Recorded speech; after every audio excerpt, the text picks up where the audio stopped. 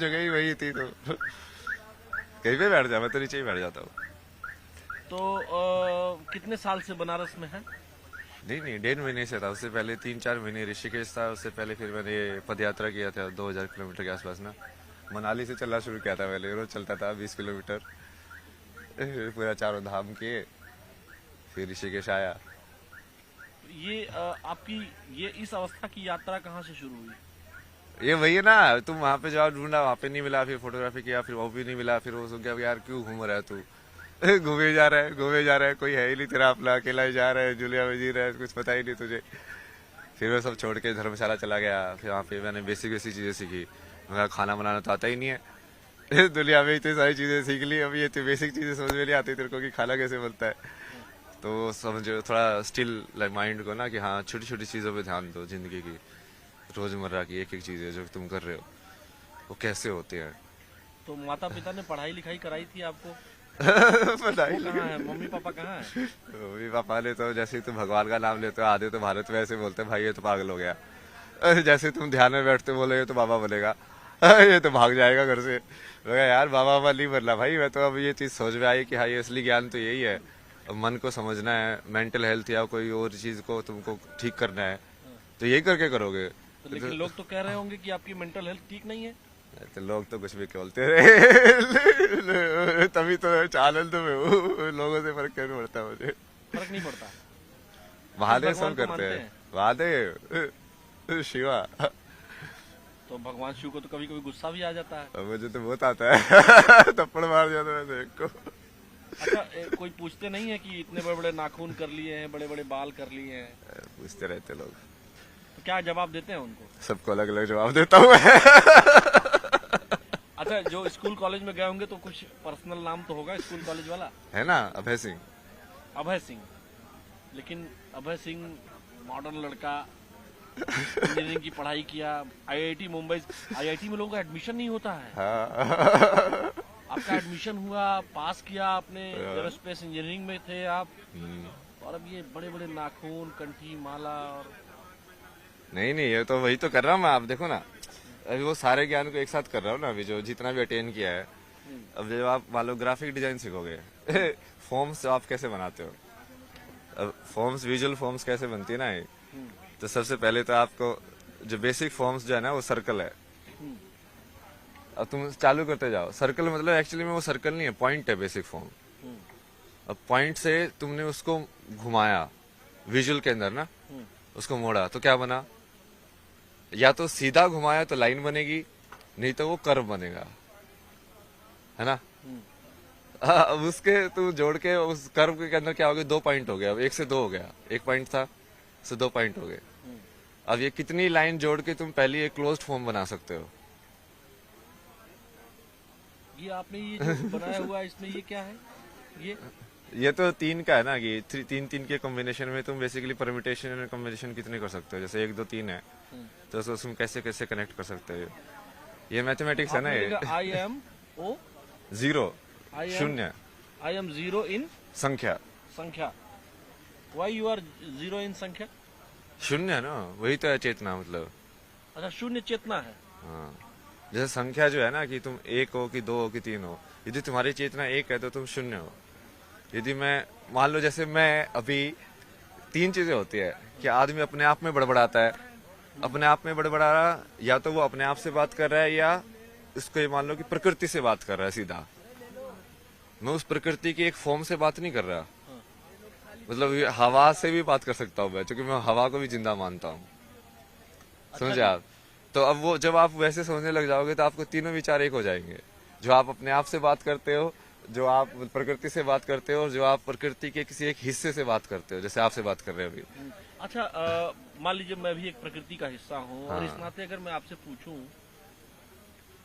कि इस समय हवा में क्या है, प्रकृति आपसे क्या कह रही है? यही कह रही है मजे कर। मजे करो। महादेव बोलते चलता ये, जा। ये क्या है, ये क्या बनाया है आपने? ये तो पंचकोश है ना ये। अच्छा जी। ये 1 2 3 4 5। 5 जो बॉडी होते हैं ना आपके, पंचकोश बोलते हैं उसको, 5 शीट्स जो बोलते हैं। इसमें आपने लिखा है क्या क्या है इसका, थोड़ा डिराइव करिए इसको। इसका भी डिराइव करे। तो अभी जैसे मैं अभी जिसमें हूँ ना, आप उसको बोल सकते हो कि मैं आनंदमय कोश में हूँ। आनंदमय कोश में मतलब कि अब मेरे को फर्क ही नहीं पड़ता है, जो शब्द निकल रहे हैं निकल रहे हैं।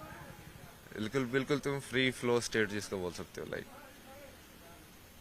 हाँ जैसा मैं हूँ वैसा हूँ। मैं बीड़ी भी पी सकता हूँ, कोई नहीं है भाई, ऐसा ही हूँ मैं। तुम पागल समझो समझो, नहीं समझो मत समझो, समझे। दूसरी स्टेज क्या है?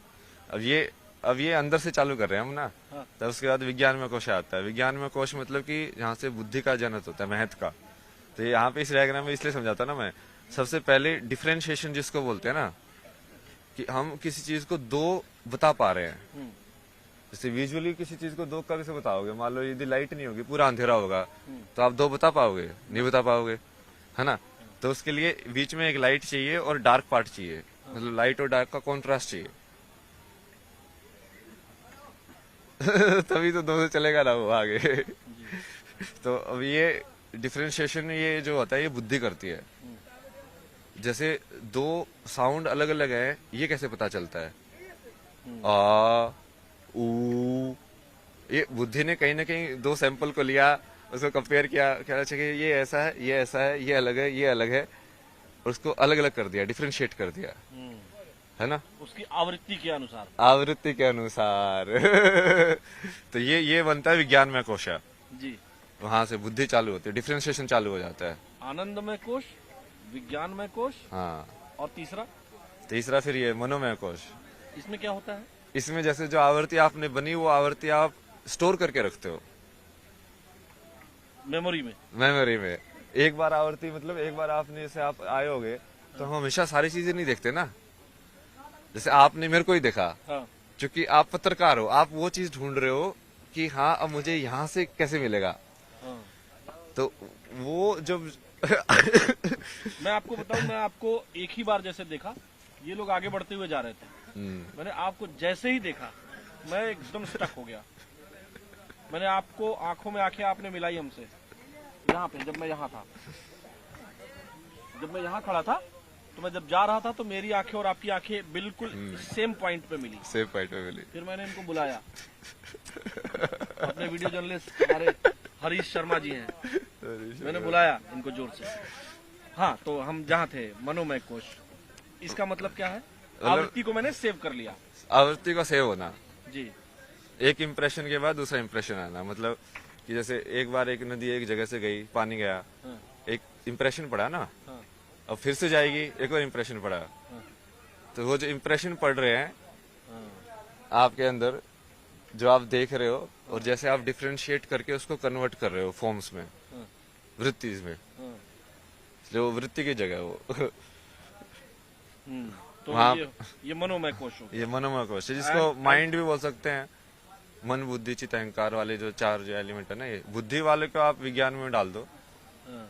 बुद्धि थोड़ा सिर्फ डिफरेंशिएशन बुद्धि है। सिर्फ डिफरेंशिएशन में तुम जरूरी नहीं है कि तुम उसको डिस्क्रिमिनेट भी करो, बट मनोमय कोशा में तुम डिस्क्रिमिनेट भी करते हो। हाँ। कि दो होना जरूरी नहीं है कि मैं दो और तीन में ये बोलूं कि तीन बड़ा है दो से। हाँ ठीक है, ये दो है ये तीन है, मतलब वो ऐसे ही है, डिफरेंशिएशन और डिस्क्रिमिनेशन। अच्छा, उसके बाद फोर्थ स्टेज क्या है? इसके बाद ये बाद में आया ना, ये प्राणमय कोश प्राणमय आया कोश। और अन्नमय कोश आया। प्राणमय कोश तो ये आप उसको वैसे मान लो ना, ये अपना जो फिजिकल एनर्जी जो मूवमेंट हो रही है ना, जिससे हार्ट बीट, एयर, सब ये हाँ, सब, मतलब जिसके वजह से सारे अंग काम कर रहे हैं, वो हाँ हाँ, मतलब जैसे हम किसी चीज को नीचे पुश करते हैं, जैसे मान लो हम जैसे उसमें पोटी में जाते हो, तो वो मूवमेंट भी हम कैसे करते हैं। जब आप वही धीरे धीरे उस चीज को ऑब्जर्व करोगे कि हमें खाना खा रहा हूँ तो ये नीचे ही क्यों जाता है, और कैसे वो तुम अपने अंदर उसको मूव करते हो खाने को, और वही उसको पान अपान वो पास जो वायु जैसे बोला गया है उसको। उसके बाद फिर लास्ट में ये अन्नमय कोश, मतलब खाने का डब्बा। तो अलग अलग डब्बे हो गए ना, ये खाने का डब्बा, खाने के डब्बे के अंदर फिर लाइक ऊर्जा का डब्बा, उसके अंदर फिर लाइक यादों का डब्बा, फिर उसके अंदर फिर लाइक अलग अलग करने का डब्बा, और उसके पीछे फिर आनंदमय कोश, मतलब ब्लिसफुल। डब्बे में डब्बा और डब्बे में दुनिया। हाँ, तो ये यही है, डब्बे के अंदर डब्बा है। हाँ, मैं काशी हिंदू विश्वविद्यालय BHU में पढ़ा हूँ, और मैं अक्सर ऐसे लोगों को देखता हूँ। जब मैं वहाँ पढ़ाई करता था, तो जब 9, 10, 11, 12, 13, 14 तक, तो मैं घाटों पर देखता था आपके जैसे विद्वान लोग मुझे दिखते थे, इसीलिए मैं उस चीज को स्टक किया और मैं यहाँ रुक गया। ये बहुत इंटरेस्टिंग है ना, आप बोला ना आप ही कैसे आए, अरे यही तो आपसे असली अभी चीज। तक किसी चैनल ने बात की? नहीं नहीं आए तो